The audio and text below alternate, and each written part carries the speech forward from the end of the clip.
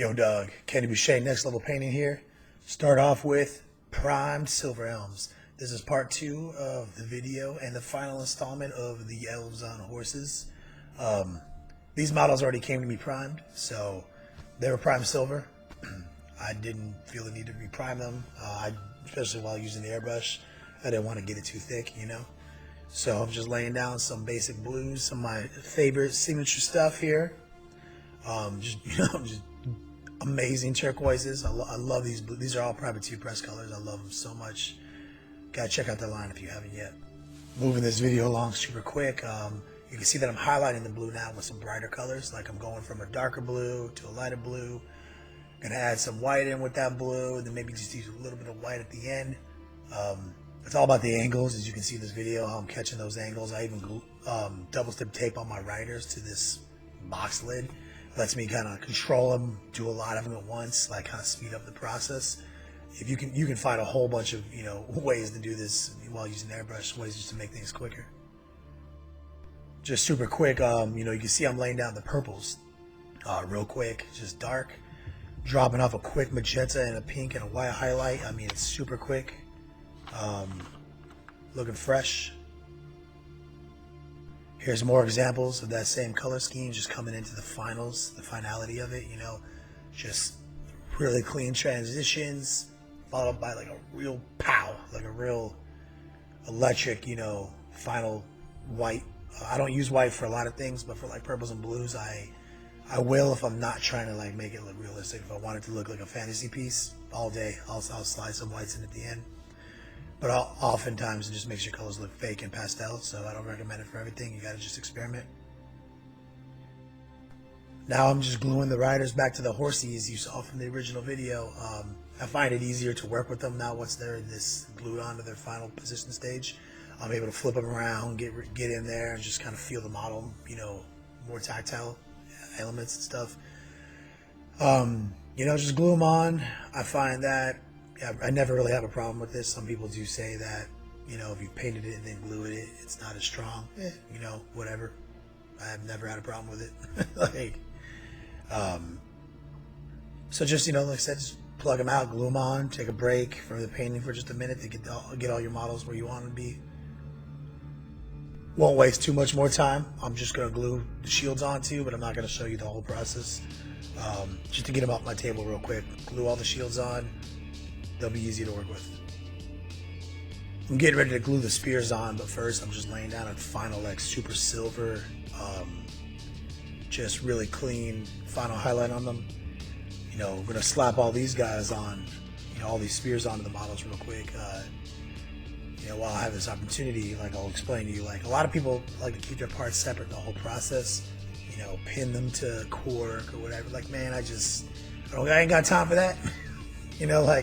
I'll keep my pieces separate, use some double stick tape. As soon as I get to the stage though, I'm fully down to just glue them all together. One of the reasons is you'll learn that like you really don't have to paint every part of the model. I mean, if you got a dude and his arm is all tight against his body and he's holding the spear out, I mean, do you really need to paint the part of the arm that you visibly can't see? I mean, you don't. And so that's why before I get to those insane like detail parts, I like to slap it all together. I do the same thing with like mini models. Like, it's just, I am trying to save as much time as I possibly can. So, don't be intimidated by, not gluing these models together at some stage. Like, it's, teach you so much about like, how much do you really have to paint? Like, do I need to really paint all these details, or can I just get away with painting these ones? No one would ever see this. And now I've painted 10 models today instead of 5 models today. Like, that's kind of this whole quantity and quality. Like, you got to figure out, how to incorporate that into your painting game, whether or not you're trying to be a pro painter or just trying to upgrade the amount of models you can paint a week or the quality. Like, I'm trying to help you with everything. That's the next level process. It's not just one thing. It's, the models got to look fresh. They got to be done in a timely fashion. And so there's a lot of skill, but there's also even more technique to it. Here we are back to that process I was talking about. Now all the models are glued together. We gotta drop the golds off on these guys. So this is to me way easier to like have the model completely locked together, and now I can flip it around, look at it, see exactly what I have to paint, what I can get away with not painting, you know. One of those like, oh, you didn't paint this gold chain underneath this guy's robe on his left leg. I was like, well, stop looking under my dude's robes. Like, you're going crazy on me. It does get a little boring, but that's why I also recommend, you know, like part of the next level process is get an audio book, man. Get a Bluetooth speaker system, like something like that's a big, like, don't watch TV, like no-nos. Do not watch Netflix while you're painting. I used to do that. When I stopped doing that, I was able to paint twice as many models a week. So that's a super secret tech pro tip right there. Don't do it. Just don't. But as I said, like, man, seriously though, man, like if you can get in the zone, man, and you can just crank these out, like these are the monotonous parts. These are the stages, just like, I gotta do the same thing over and over again. This is where people give up. This is where people start just painting one model at a time, because it's more interesting to like go through the whole process versus just the gold, just the gold, just the gold, just the gold, come back, just the silver. Like, that is annoying. But once you get over that, like once you're like, oh, you know what? I'd rather paint my whole army this month versus in 6 months. Like, this is really how you do it. This type of process right here, this type of assembly line painting. Really, spend money on good paintbrushes. That's another time saver. Like, every time you don't have to get more paint on your brush, you save time. And that's, all those seconds add up. That's truth.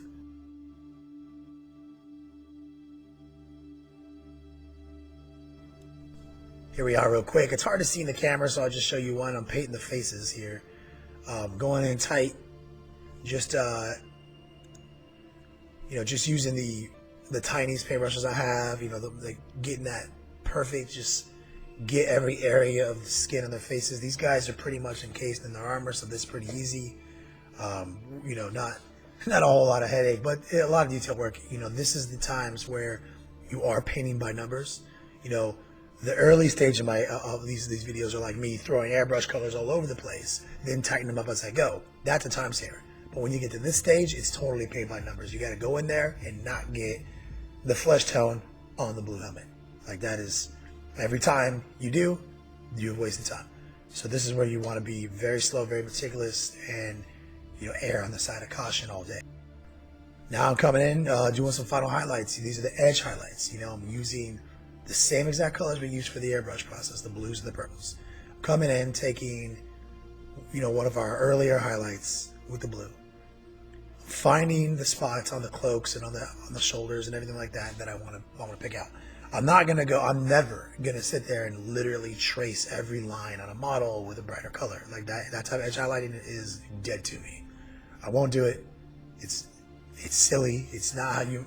First off, it's not how you don't make money, tracing every line on a model. And also, it's the whole time analysis, like I was talking about, like quantity and quality. Like, what I do is I find the lines when they turn, and I draw a line there, and then I do a tiny little highlight in the middle, like right in a 90-degree cut. I don't draw at all. So I'm going through real quick, real rapid, real freeform, real wet. Just blue, blue, blue, blue. Light blue, light blue, light blue, quick white lines, like real quick. And I'll do the same process for the purples. This is something you do kind of just jump in on this. Like, you don't need to overthink this process. But precision will always pay out in the end. So never compromise. Like, don't completely abandon precision. Just be more aggressive and like try to bend the paint to your will with this process. Here is a final technique. This is one of my major techniques. Wash. Very controlled washes. In the old days, they just would have dipped these models, flung the excess off. No, what I do is I find all the spots, like all this really tight paint by number stuff we're doing, and I wash those, the places I want very controlled. And my favorite washes for this are GW washes. I love their black wash and their brown washes.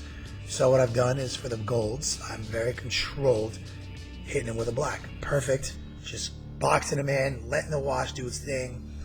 I do get a little aggressive with the metal because I do want it to be antiqued and I want it to have that look.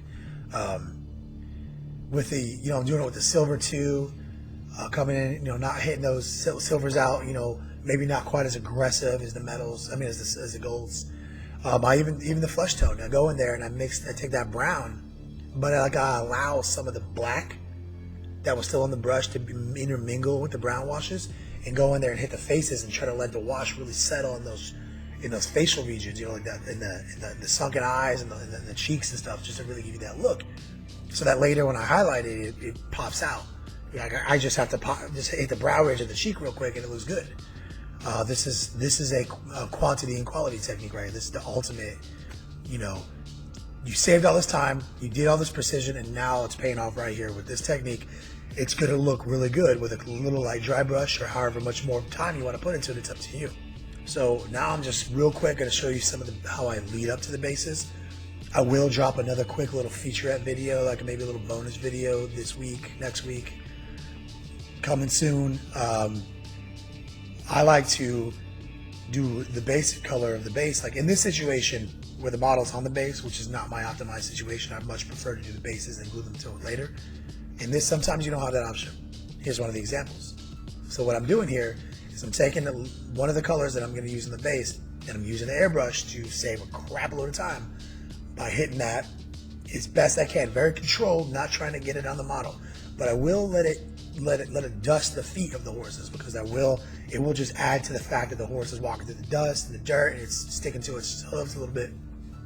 But this is a massive time saver. Like, get good at this. Like, this will save you buttloads of time in the long run. As usual, I got all the social medias. Please check all the links down in my description box. Also, please subscribe to my channel, and thanks for watching, players.